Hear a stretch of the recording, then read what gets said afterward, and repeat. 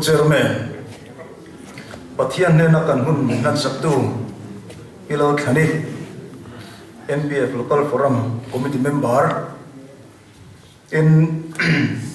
district MPF president Reverend PC Lalo Chuanga Larin Chuanga le atho poite in ngopa MPF local forum on president uke vanor ruaya o Reverend Iram Chul lavale atho pui song te tin zaina ka candidate za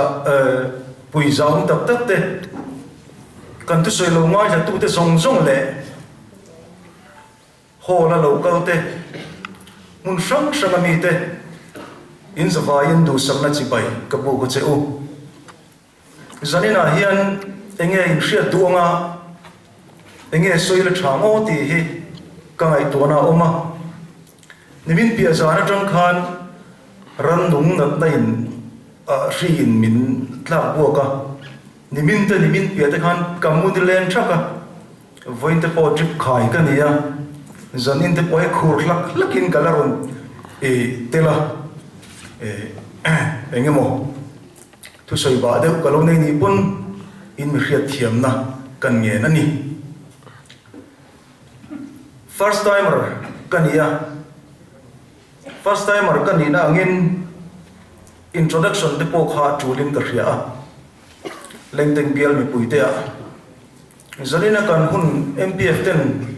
hun chatak mai minan bot sai sak le ani ho kanan man hi adar zaw view tura kan ngaya bial chunga po zain ron tel velo de pon allo munge yang ti hi karinga chung mi de ta na mer ria tira nei de po kha thain ka ria soitan ang khan ke hi lal ming thang apa cho ma puya ti de pon min ko va kapa hi BC siama primary zirtir tu pension ania kanu hi thangure ngo pakwa ve ania kapa hi zona wangin aizola kan chukla a tun thlengin kan la cham len ri ani zaina hi kanu le kapa hi minon tel puya kalom khop maya tin kanu pui zo wan pui le ka fanu larin dikin minon tel pui boka khongai dakin minan din sak de se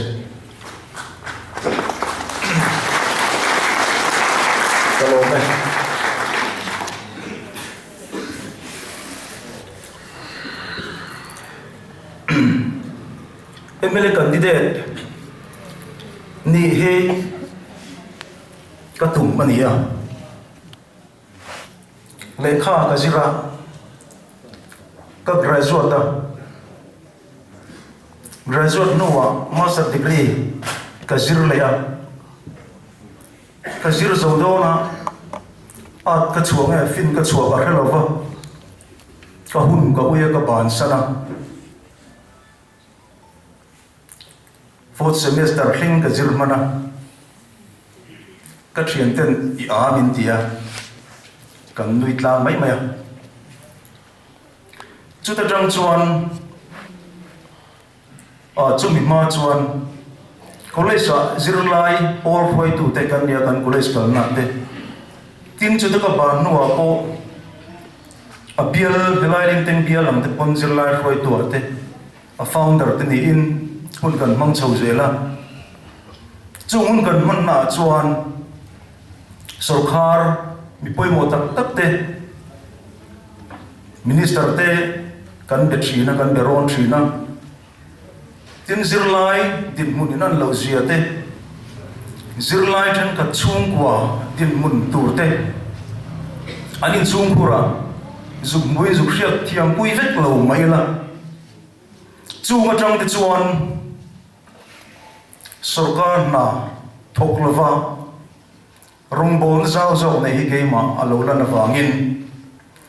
kumsom ni chuangkal ta tang khan he voin candidate ni tura ka din mun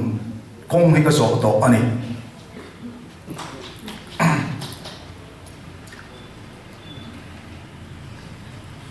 areidu angrem phiana kan om na ve nga unit vote ka thak tran dir the tangin Congress party ya vote ka thaka Congress party unit a member atang ka trana executive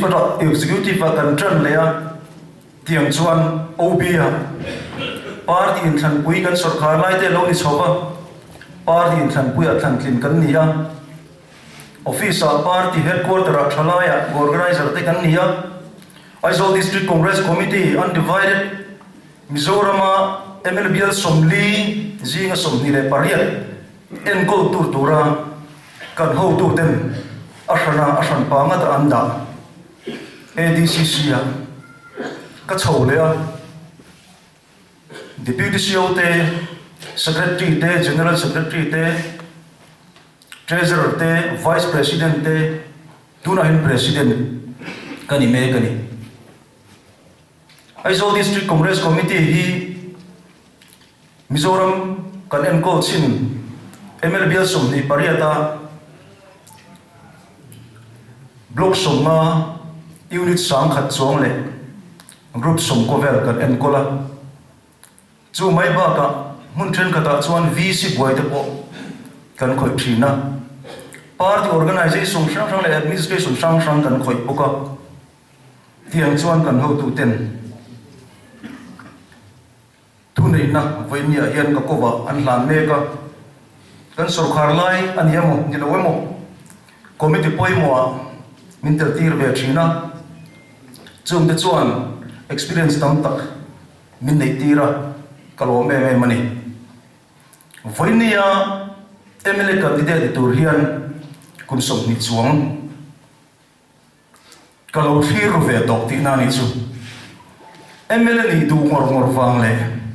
lo tum wang ni lovin abula ka soita kan khan ke ma ang bokare thei te ka kone zirlai puite alum kha karil runa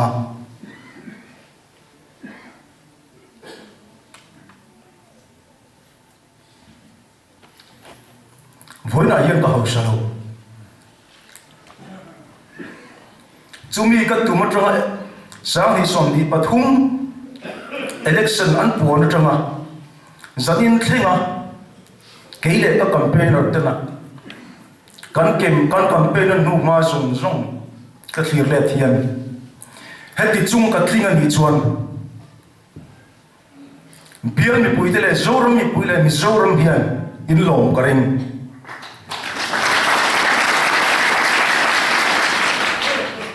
zakep nei lovin ro reu na ka thu ti ka soi doni chumia wang chuan he sa kho zalet na mizo mi pui na tu na Christian te na kan eng hel em le mut mo nar mo kan le hi ka soi ngam mani he thu hi Congress party hian ngai poi mo lo ni se voina hen MLA candidate a pomin da se ka pom lo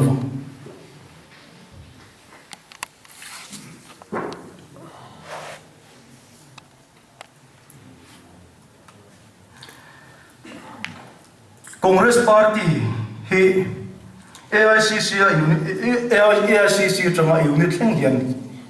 engkim ni committee ya top fit ania voina candidate kan ni tur po hi Congress party Mizoram hruai tu te mai ni lovin Delhi tlang kan hok tu te hriat puina local kani India ram kuma thim le eng ain dolaya ke kher nang mani aya that big na le thiam big na le hausak na nei lo eng wanga kan ho tu ten min thang nge an ni ti hi riat thiam po mi hring chiar ko patang chona har khop mai amai ro chu kumza som thum le pariat kalta sa Christian pachalina he Congress party alo din hi tun sa ni le som ni le pathum in thana Hindu sa khwa le Hindu culture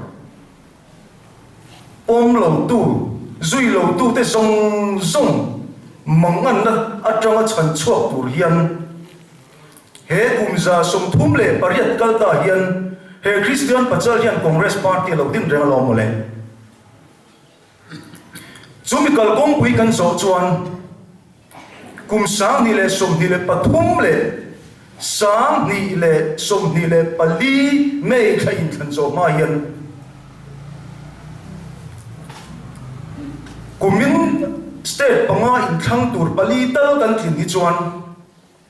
he kan Christian na le kan ram le kan nam bi hum hi mi na mong ti hi zaina huai takin ka soi tu ni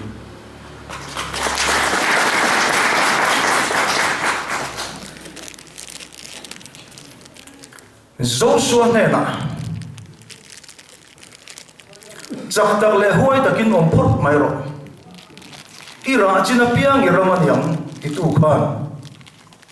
voinia hian lali suan nung zui tu nang le ke hi kan rin chana atan hian kan Christian na hi voinia chak tak le huai taka kan kalpui na hunan tu in tlan hi kan ra china piang kan ram ni tur chuan Mordecai lan wester ne na tun hi lo mi lali ni atiang khan lali so Krista ring tu nia van ram kal tura in chan ni it's in chan lai takha voinia hian chumi tan chuan lom kan pen cho hun ni chumi tur chuan voina karoi som than ni i thlen chin piang iram karam ni turin voinia hian mo purna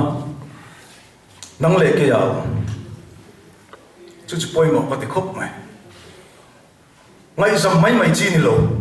kumin in than hi ho ho a paliam mai chi po ni lo chu wangin thei pato pe chuang mu ti kha kan sei du ni ole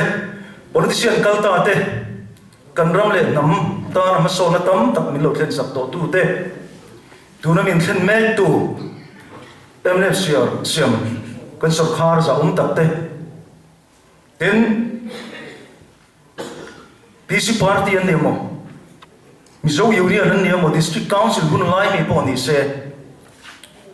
heram ta na thil thalo da tu zong kan politician kalta le tu na lo mek te nang mani wanga mizo mi puiten maso na thar tam tak kan mu ngai lo le kan hret ngai lo min mu tir wang hian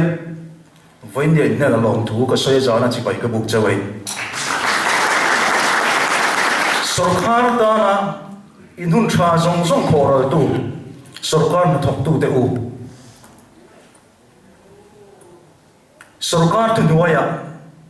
chep takin hun in that lai hun zong en manga ram ta na in pek na rin tho na ro pi ka tia za na chi pai ka buk chawani khotang khoi tu le ko khan khoi tu te zong po sarkar tai matak in lo tho pui thin na le hlo nei ni alwa nang mani in chung khur poi na atwar thak thleng po sarkar in lo tho pui thin na zong awangin sarkar tha kan lo hram to thina sarkar tha kan lo nei thei pa ram le khutlang in ma lo son pa chu wang chuan in ne na long thu ka soi ni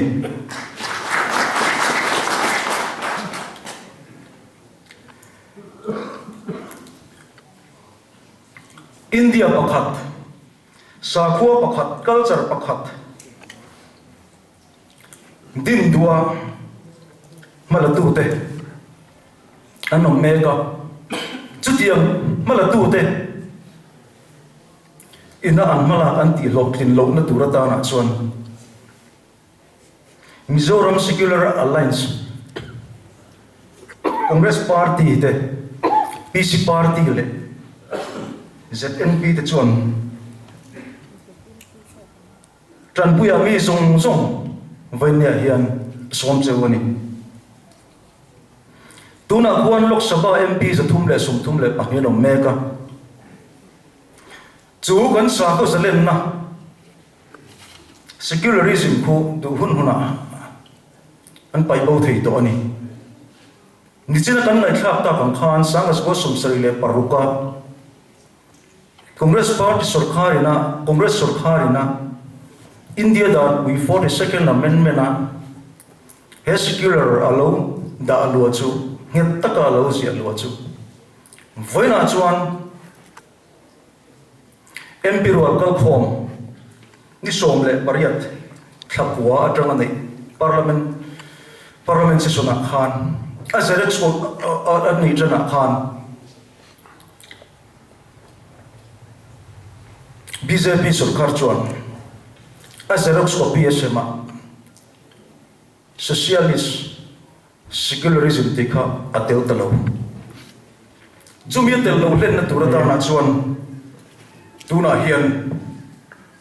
man la me kani minute li la ne zumi ti lo len lo na turata na chuan khongai takin Congress Party ya vote meron petrol turin ka sol chawani soi trúc ở trong vậy tên cần biel có rong sang tê mà sồn là tụ ra ta là hiền và thiên lệ bị bùi ra là thành linh cần đi chuan khốt lang ruồi tụ tên nè muốn mua nát mà cần lâu để chín để cần soi không à chú mà họ tiền thấy na là chuan thấy to cần chuang tên cái mà na cần soi cần đua chung cái mà nó thì chú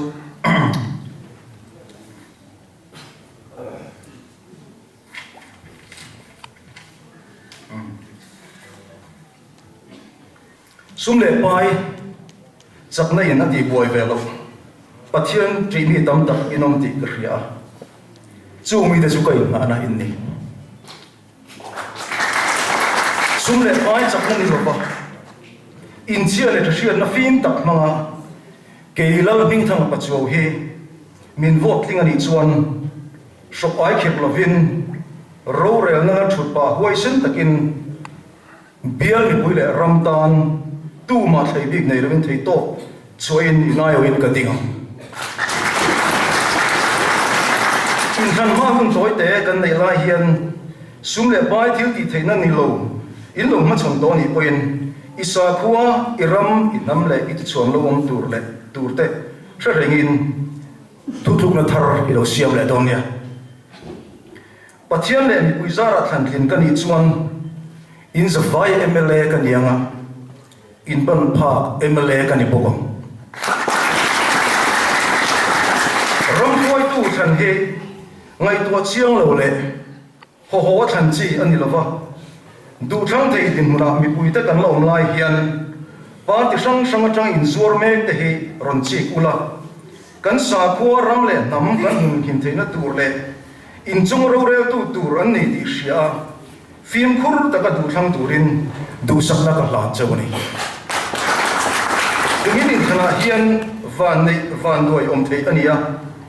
eng din huna polo dingila lengteng bial tan hian amang kokin angai ringin kathokam poisa pek tur nei lo chau mai la pathian le mi puizara thlan thin kaloni chuan ro rel na tha mi pui huap zo nge theinan theito ka chuang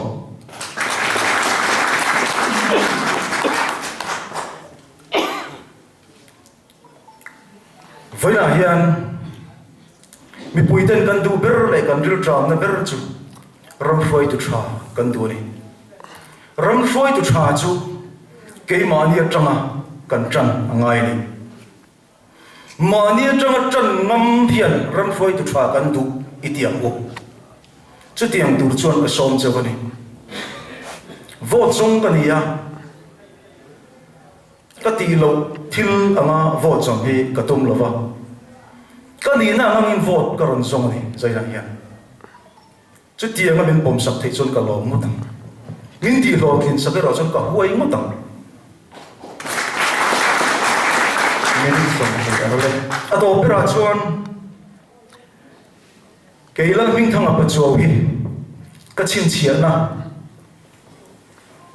cút pa involve lu tak không ai tất cả mình nói tới trước turin ngô pa khoa lệ linh tinh bial mi bui zong zong te